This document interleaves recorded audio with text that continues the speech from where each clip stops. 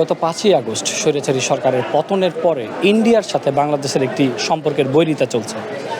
India থেকে বাংলাদেশের visa দেওয়া হচ্ছে না এবং বাঙালিরা স্বাচ্ছন্দ্যে ইন্ডিয়ায় গিয়ে শপিংও করতে পারছে না। বাংলাদেশে বছরে 2টা ঈদ হয় এবং এই 2টা ঈদে ইন্ডিয়ান পোশাকের চাহিদা খুব বেশি বৃদ্ধি পায় বাংলাদেশে।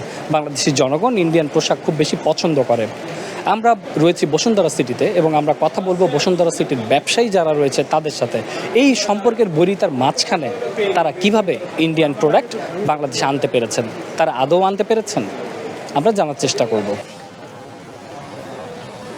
এটা ইন্ডিয়ার উপর ডিপেন্ডেন্ট, কারণ আমরা বেচি সব ওয়েস্টার্ন কালেকশন, বিয়ের লেহেঙ্গা বা বিয়ের যে সমস্ত গাউন বা পার্টি শাড়ি, এটা মূলত 70% 80% এটা আসে ইন্ডিয়া থেকে। সো এটা আমরা ইন্ডিয়ার উপর একটা ডিপেন্ডেবল আছে আমাদের। আমরা তো লোকাল প্রোডাক্ট সেল করি না। আর এখন ইন্ডিয়াতে আগের মতো মাল আসতেছে না, বেচে কিনাও কম, আর এই বছর কাস্টমারের পরিমাণও কম। সব মিলে একটা ভালো যাচ্ছে না আমাদের অবস্থা। বাংলাদেশে আসলে ইন্ডিয়ান প্রোডাক্টে বেস করে মার্কেটটা চলে, তো সবারই আসলেই বলে যে ইন্ডিয়ান প্রোডাক্টটা দেন। দেশি প্রোডাক্টটা খুব কম চাহিদা বাংলাদেশে, যে আমরা যদিও বলি যদি এটা বাংলাদেশি প্রোডাক্ট, তো নিতে চায় না।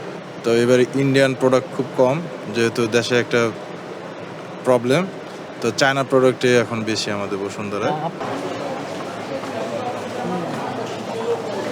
ইন্ডিয়া এইবার সিজনে আমাদের ইন্ডিয়ার কালেকশন কম, ইন্ডিয়ার এরকম কালেকশন আসেনি, যার জন্য আমাদের চায়নার প্রতি ঝুঁকছে বেশি।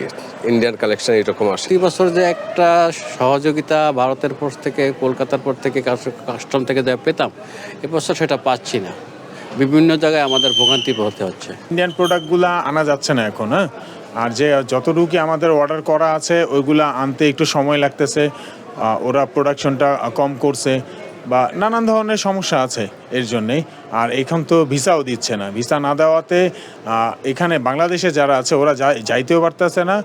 আর ওইখানে গিয়ে কী অবস্থা, প্রোডাক্ট কত দূর হইলো বা কিভাবে পাঠানোর প্রসেসটা করবে, এটা আসলে জানতেও পারতেছে না।